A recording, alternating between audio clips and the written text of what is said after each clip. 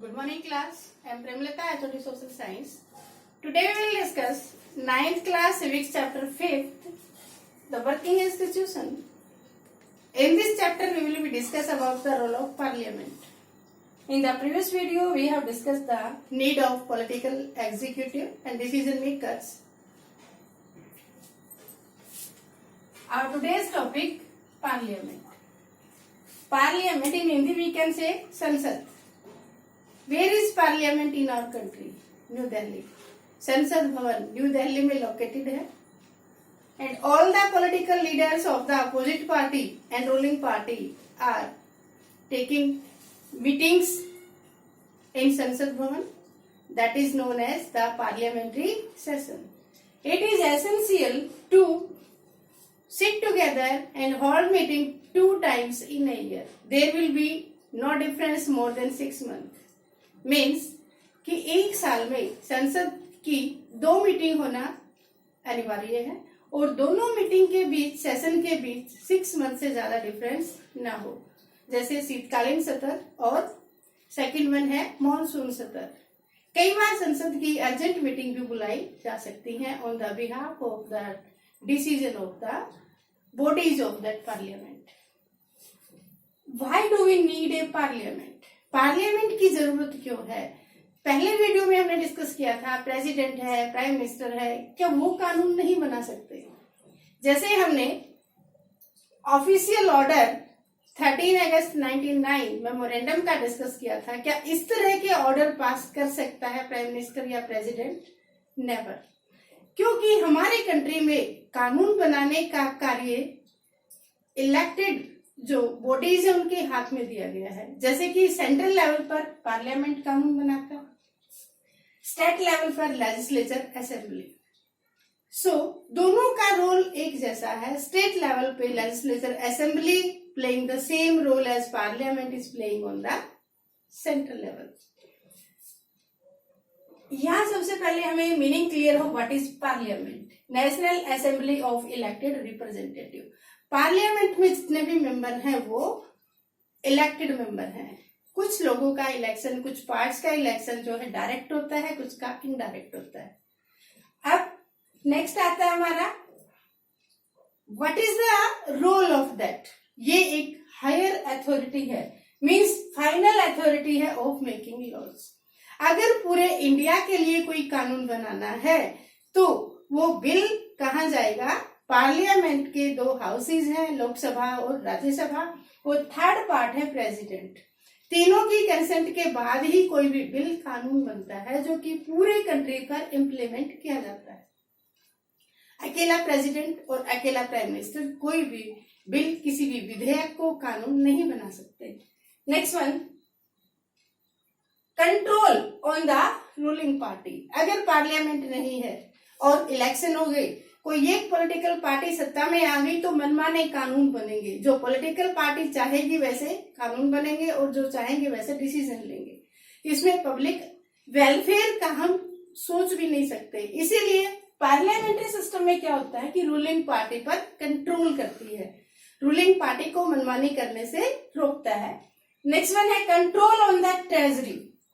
जैसा हमारा जो नेशनल ट्रेजरी है, पूरे कंट्री का जो इनकम है जो कि अदर रिसोर्सेज से कलेक्ट किया जाता है, जैसे रिवेन्यू से किया जाता है, टोल टैक्स से किया जाता है, सेल टैक्स से किया जाता है, जो भी टैक्सेस कलेक्ट किए जाते हैं टैक्सेशन पॉलिसी से, और जो नेशनल ट्रेजरी में पैसा इकट्ठा किया जाता है, उस पैसे को कोई भी रूलिंग पार्टी अपनी मर्जी से यूज ना करे.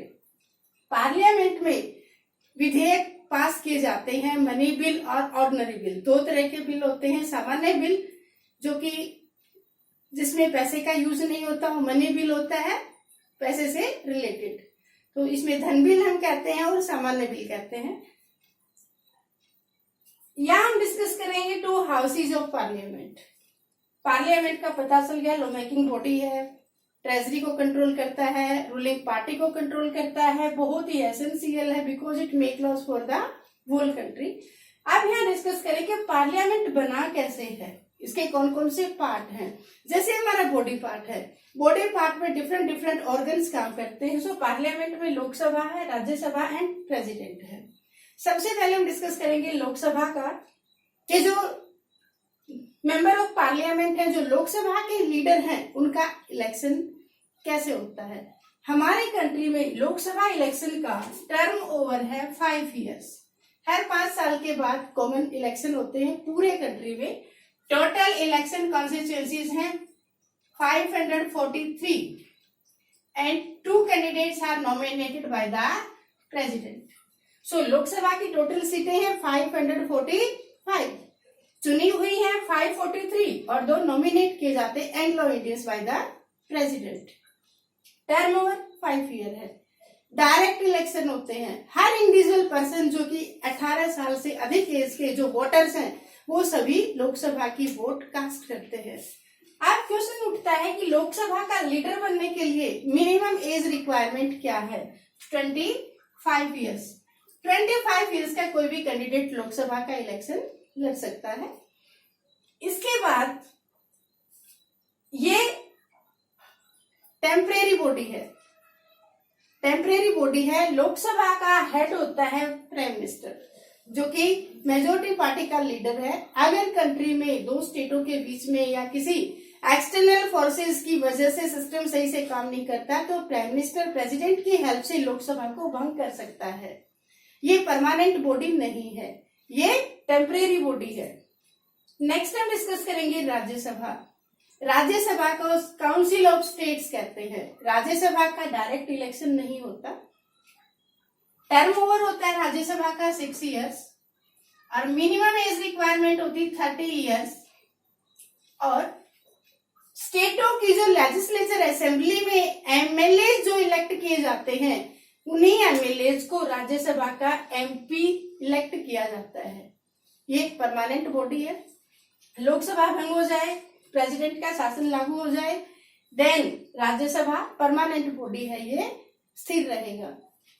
एक और इम्पोर्टेंट चीज है कि 6 ईयर के टाइम पीरियड में 2/3 मेंबर्स आफ्टर 2 इयर्स रिटायर हो जाते हैं।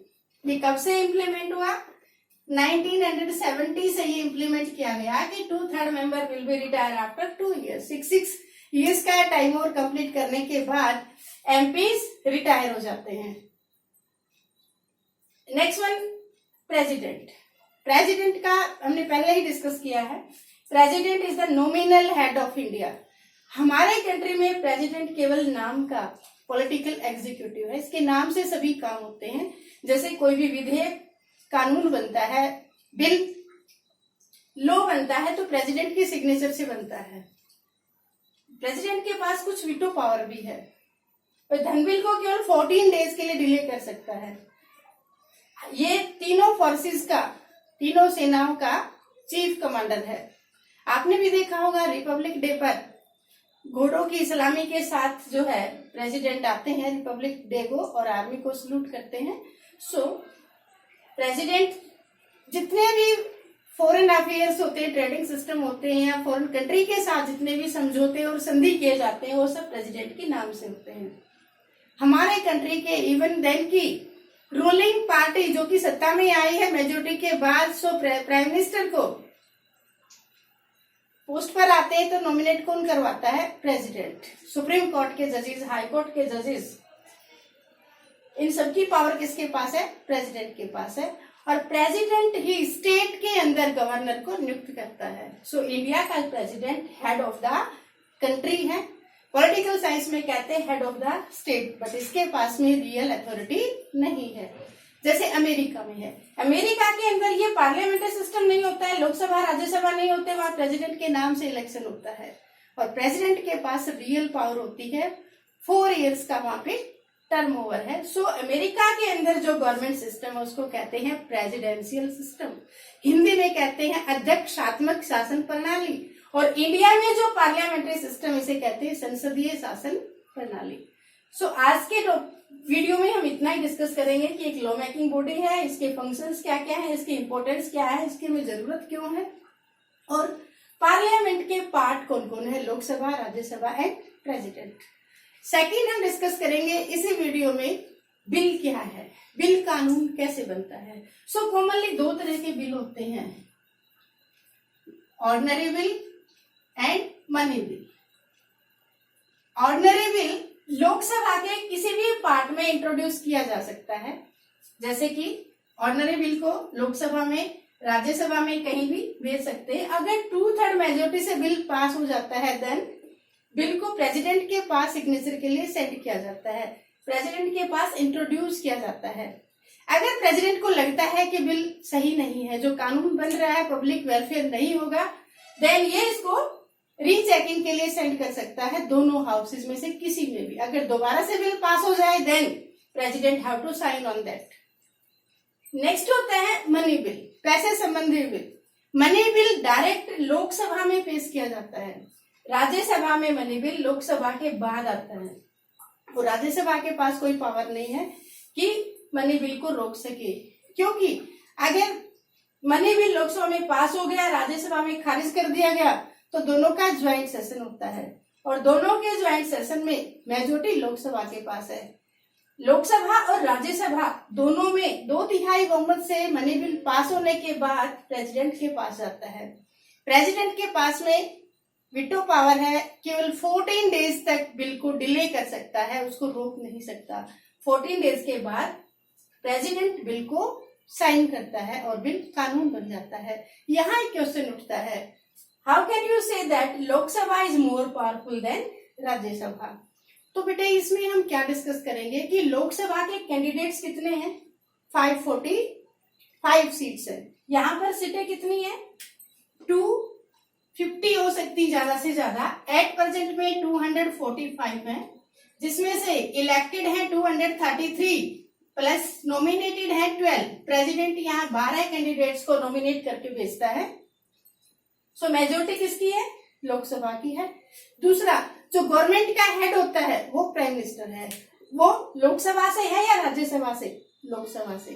सो कंप्लीट ट्रेजरी किसके कंट्रोल में है? लोकसभा के कंट्रोल में है। प्राइम मिनिस्टर जो है वो लोकसभा से बिलोंग करता है, मेजोरिटी पार्टी का मेंबर है, सीटें यहाँ ज्यादा है। आगे दोनों में बहस हो जाए तो किसकी बात सुनेंगे? वोटिंग में मेजोरिटी किसको मिलेगी? लोकसभा को। और सबसे इंपॉर्टेंट जो चीज है वो यहाँ है मनी बिल। पैसे संबंधी कोई भी बिल डायरेक्ट लोकसभा में पेश किया जाता है, इसलिए लोकसभा राज्यसभा से ज्यादा पावरफुल है। क्लियर? ओके, आज के वीडियो की हेल्प से आप 2 इंपॉर्टेंट क्वेश्चंस को नोट डाउन करेंगे। Difference between Lok Sabha and Rajya Sabha and importance of parliament. Thank you. Have a nice day.